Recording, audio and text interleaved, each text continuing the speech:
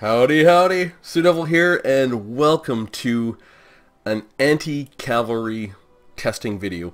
This is really a quick follow-up where I wanted to get some actual data in, some actual tests. We're going to be doing a lot of spreadsheet work in this to look at dwarf infantry versus cavalry to see how they stack up based on the quick test I did recently looking at the miners being really a cheap version of the Dowie version of spears or halberdiers, and the same with dwarf warriors with great weapons and longbeards with great weapons. And we had an interesting quick test, and I wanted to get some actual data on the board. So we have a lot of spreadsheet work in the video today. So if spreadsheets are not your thing, I get it. A lot of people don't want, they just want the end results and a little explanation. Just fast forward right to the end of the video, or the last 3 minutes. I will try and summarize the data there.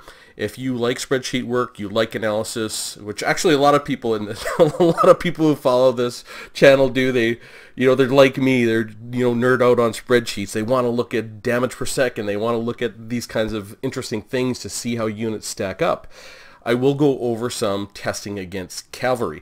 Now, I wanted to get this up quickly, so I've done a fair bit of testing for a night for me anyways, because I want to get some actual data down, because there's some very, very good discussion going on in the comments of the last video. And one of the questions was asked if miners and dwarf warriors and longbeards, basically, if these are very good, cheap anti-cav options for the Dowie, does that mean slayers are obsolete? And the quick answer is that no, really it doesn't. It has to do with how fast slayers actually kill. Their DPS is very high. They kill things very fast. They may not be as valuable in terms of total gold generated in an encounter, but they can kill extremely fast. So if you do end up in a situation where you have, your runesmith, or we'll say your runesmith, he's cast Rune of Wrath and Ruin to slow down some cavalry. It's minus 48% speed for only 18 seconds. Can your units make use of that 18 seconds? And the truth is, yeah, like giant slayers, and we're going to go and do the testing. I'm going to demonstrate this, and we're going to look at the spreadsheets. But giant slayers delete cavalry. They don't just beat them. They obliterate cavalry. Heavily armored cavalry. They are ridiculously fast at killing things. They have very good melee attack at 50, but they have an anti-large bonus of 30. So let's just think about that. It's like when they're fighting cavalry, their melee attack is 80. Their weapon strength is 73. And most of that is armor piercing. They delete heavily armored cav. But they cost a lot to do that, $12.50 compared to some of these other units. So I'll go through how I set up the test, and it's not the best. This is actually a pretty tricky test to set up to try and give us some interesting data. And this is not the end all and be all, because it does not involve cycle charging. So for anyone who's watching, say, hey, these cav aren't cycle charging. That's not how a person would do it. I understand. These tests are really hard to make consistent. It's not easy to make everything work exactly how you want every time, so I didn't want to do the cycle charging. I will tell you that, and maybe I can even show you, if you have two miners, it is, with the one group of Empire Knights, it's hard to cycle charge them to death. And I couldn't do it, but I mean, I don't operate cavalry. I played just the Dowie, so maybe I'm doing it wrong. I don't know. But anyways, I'll show you how I did the test. Then we're going to go to the spreadsheet. Lots of spreadsheet data to go over, and it's quite interesting. And it will demonstrate this effect where you see less expensive units can pull more total value in terms of the total gold that they can win in an engagement, whereas the more expensive units that kill faster don't pull as much value in terms of total gold, but they do it really, really fast. And that's the difference. And that's, depending on your own play style and your own micro and your own desires and how you want to play, that's kind of how you set yourself up. So I'll show you a basic test I did with the miners. I have the miners as the defenders, the Empire Knights as the attackers. We are on the unit testing fields, 100 by 100, and this was a little tricky to get this test right because I want the unit to charge once and get one charge in, but not to cycle charge. And I got it to be fairly repeatable.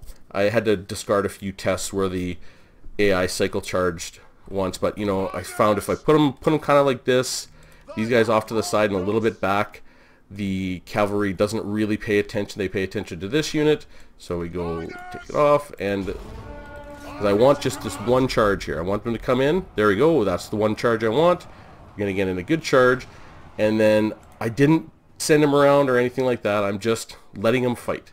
The whole idea is I want the Empire Knights just to stay in extended combat with the miners, and then with the other units that I'm going to test, so I can have one charge in each event. That's the goal for this testing. I can have one charge in each event, and that would give me at least, it's not the perfect test because obviously in a game against another person you will get cycle charging. Even against the AI in campaign they will cycle charge with their cavalry, so it's not perfect, but it gives us a test and a way to compare these units. That was the point, is I want to compare miners to dwarf warriors, to longbeards with great weapons, to slayers, to giant slayers, so we can see. So you can see it's taken a long time, but the miners are definitely winning. And they will win this just like the test I showed in the last video. They will win this very reliably, even if the Empire Knights are cycle charging. 2 units of miners can just continuously chase these Empire Knights off into oblivion. And if they don't get help, or they don't run around them, they will eventually get killed. So we'll end that battle and we'll go to the spreadsheet. I just wanted to show that's how I set the test up if you want to do your own testing, because I like to make my testing really repeatable if I can, so it's easy to look at. So here is the spreadsheet. So what I've got here is I've got 2 groups of miners. Their total cost 325 plus 325 equals 650, and they're going up against these Empire Knights at 850.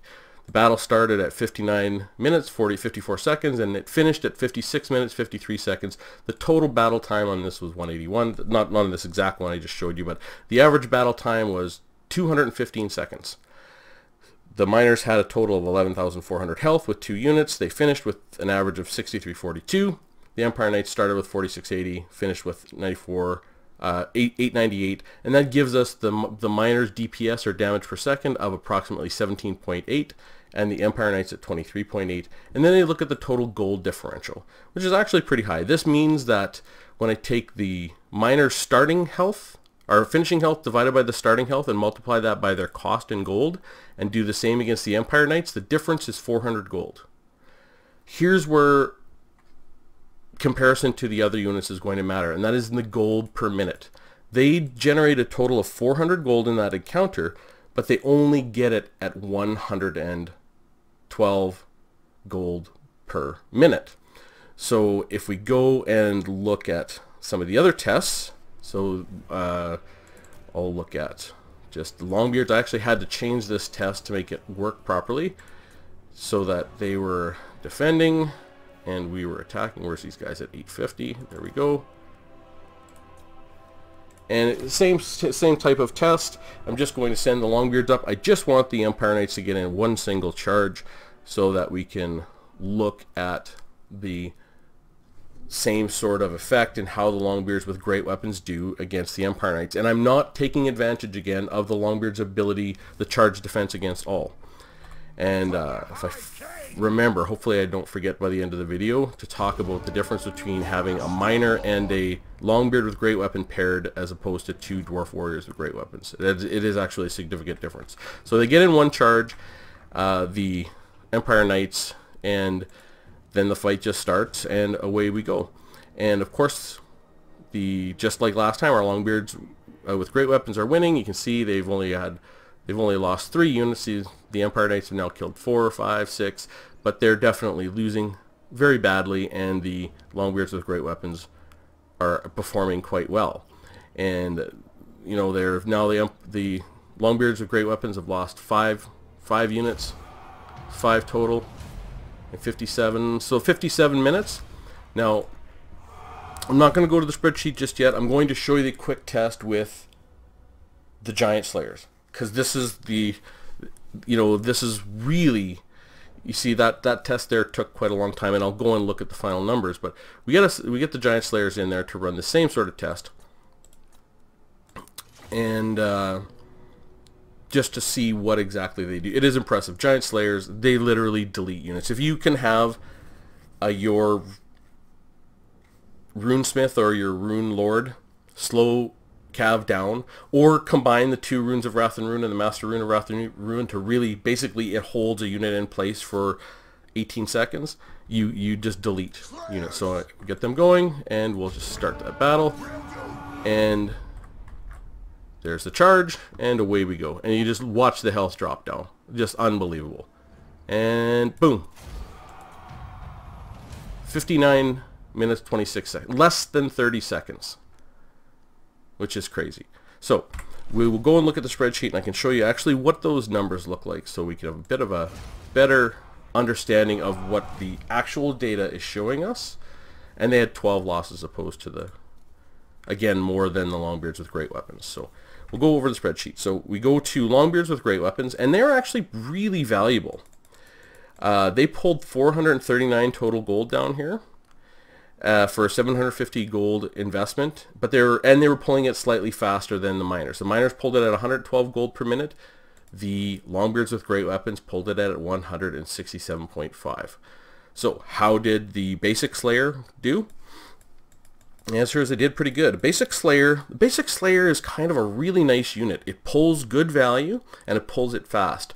So the 2 miners took an average of 215 seconds per battle. The Longbeards with great weapons, 160 seconds.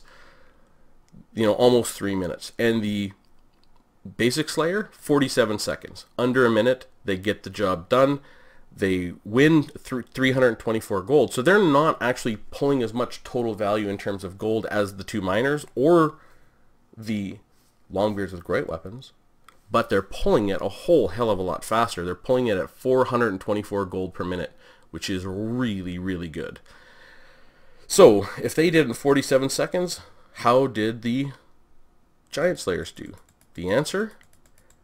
They averaged 27 seconds, which is absolutely ridiculous. And even though they only pulled a total value of 212 gold, even less than the regular Slayers, they pulled it even faster at 474 gold per minute.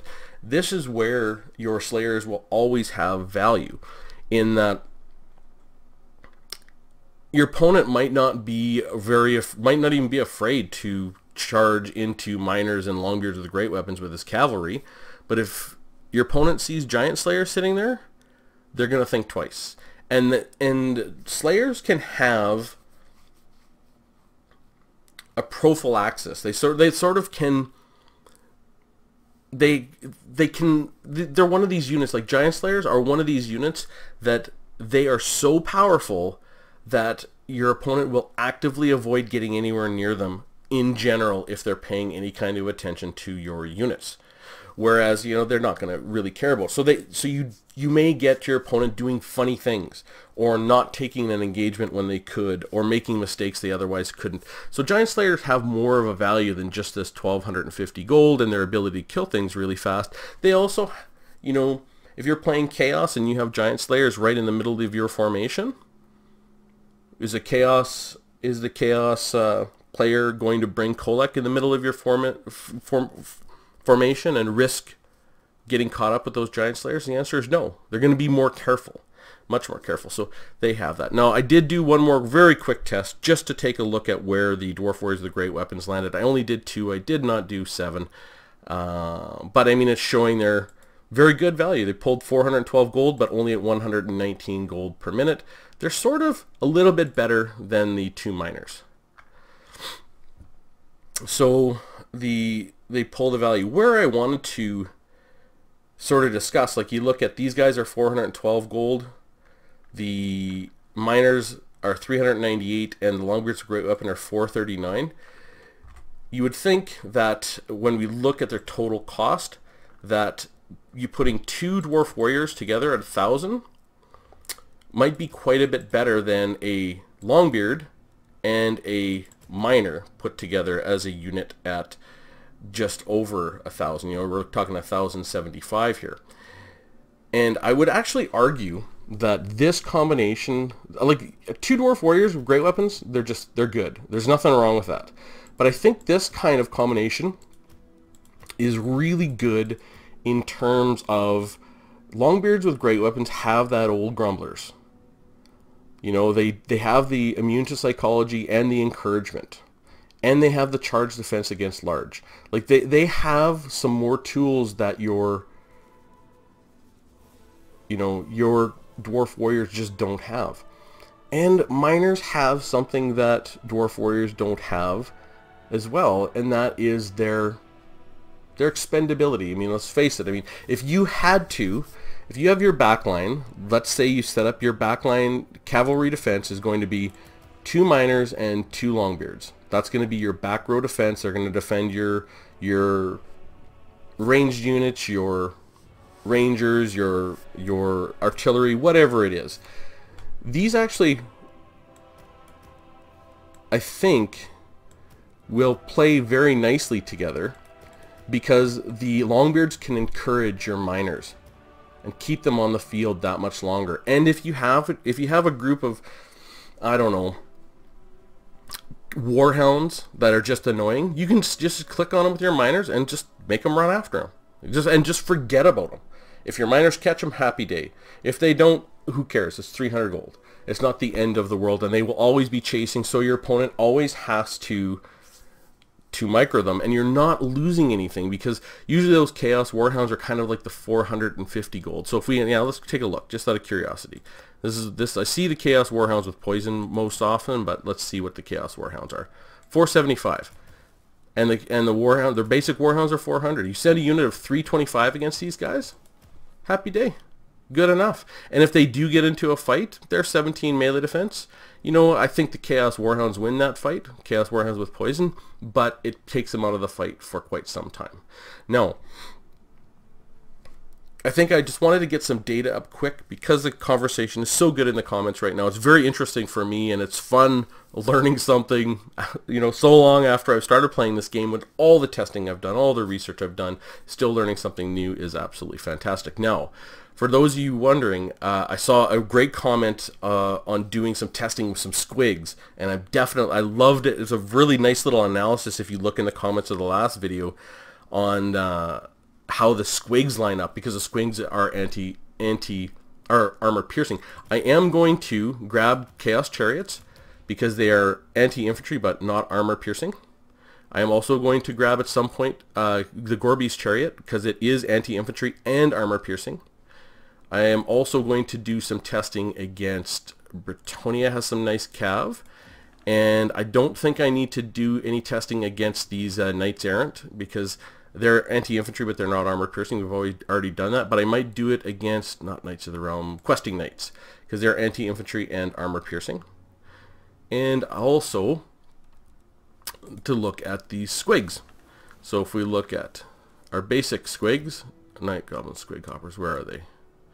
Beasts, Squig Herds. They are anti-infantry and armor piercing, and they're very cheap at 500. So I'm going to continue doing the testing as quickly as I can get to it.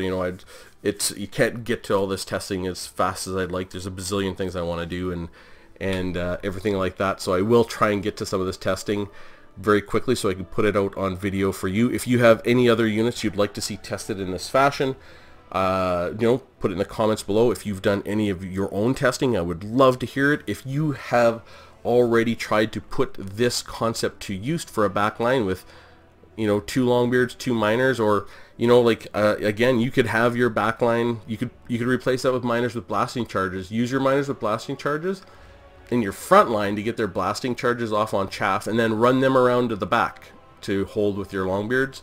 If you've tried this already or anything like that, I would love to hear from you, and any other testing again that you would like to see in in terms of this, I would love to hear. I mean, I can't get to all the testing.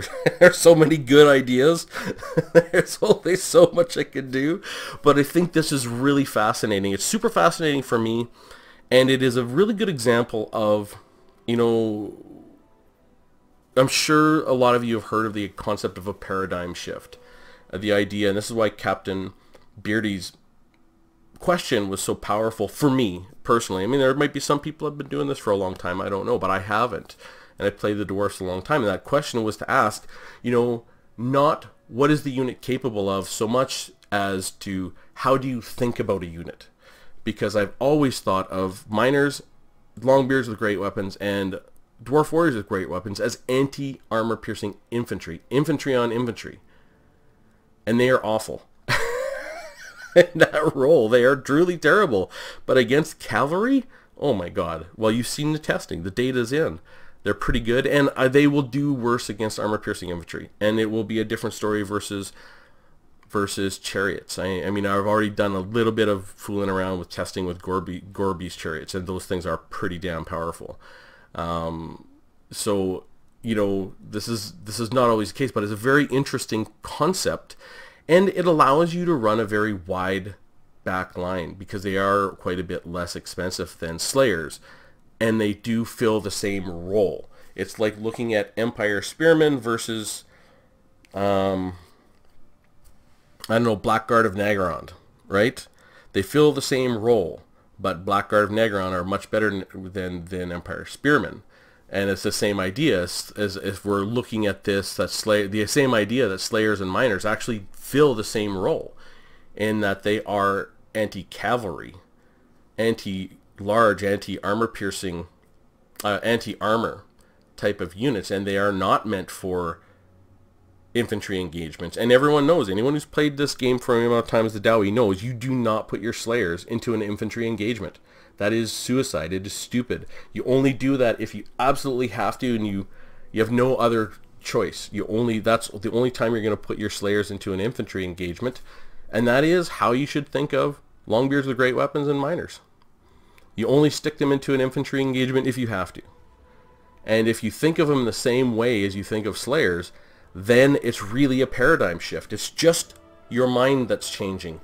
The units have been this way for a very long time. So this is why I love it. This is why I really love these kind of great questions and interesting ideas and good conversation in the comments, because it's so fascinating. It's so interesting. There's so many really, really interesting, clever people that watch this channel, and they'll, that you'll see, how I test things and point out mistakes and give ideas and kind of share a question. And that's one of the things that I like about, to be honest, I mean, I've said this before, this is Warhammer for me. Total War Warhammer is just a hobby, and this YouTube thing is a hobby on top of a hobby. It is just fun, and the best part of it is the comments. And my favorite part of the comments, I look down at my comments, is there's no like trolling arguments. Like, you go and look at some forum threads and there's always just hate spewing and they get derailed. Like, people can pose a legitimate question and other people can talk about it, and they can kind of pull that question apart and sort of unpack it and look at it, and whether there's validity to it or not. The comments are rarely, so very rarely negative. They're like most of the time just, okay, well, that's interesting, this is what I've seen, I wonder what this does. And it is like a group, this tiny little group of people on the internet that actually like looking at interesting data and testing in interesting ways without ego, right? Without this this kind of, I don't know what it is on forums. Like, forums have been like that since frickin' the early 90s. As soon as there was forums, that's when trolling started, right? And kind of these crazy things where you could have a forum stay on track for approximately 14 seconds and then it'll get off track. Whereas I look down at my comments and I love reading them because they're interesting, and there's interesting questions, and they've led to interesting testing and interesting videos. And they have helped my game and my builds a ton.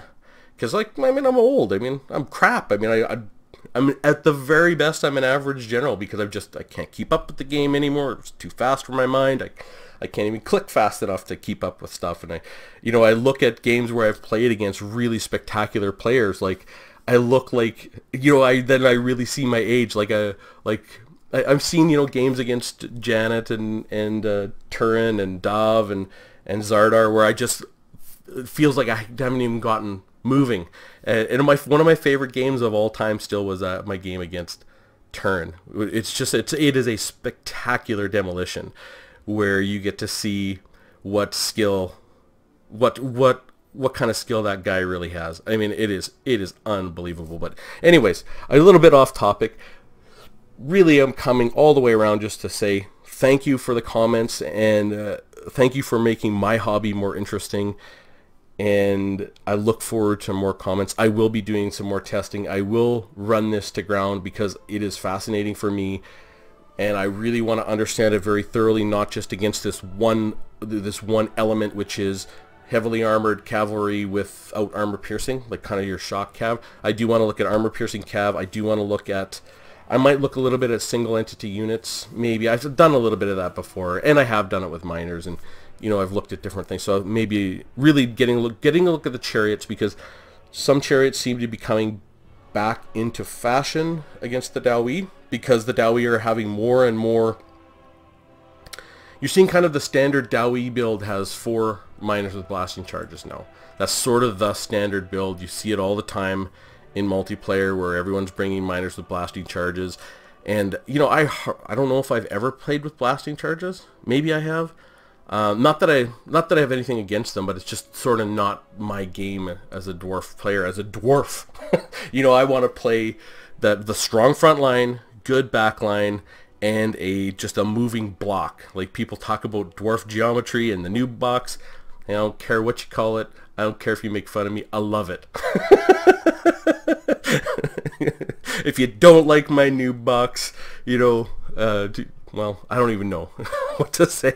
I love playing that way, and I love the kind of the defensive power of the dwarves and stuff. So I haven't really played a lot with the miners with blasting charges to get better with them, but I can see.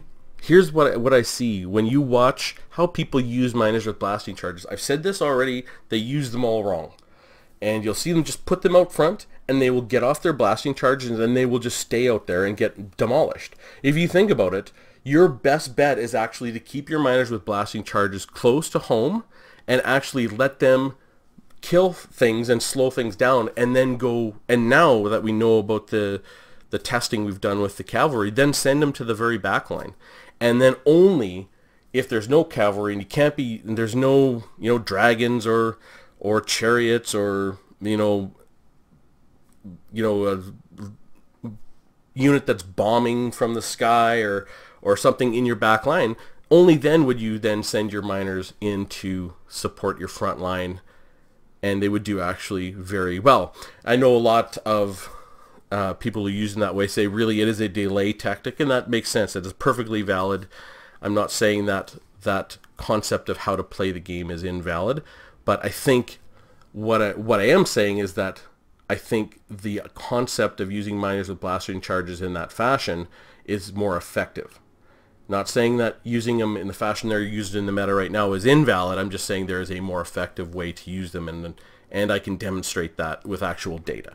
So anyways, I would absolutely love to hear from you in the comments what your thoughts are and about the testing regimen that I have planned. Like I said, I'm going to get a cheap armor piercing in the squigs, a more expensive armor piercing with Bretonia, and I'm going to do a non-armor piercing chariot and an armor piercing chariot. And I think as fast as I can get to that test with these units that I've shown in this test, I will. So with that said, I will see you soon.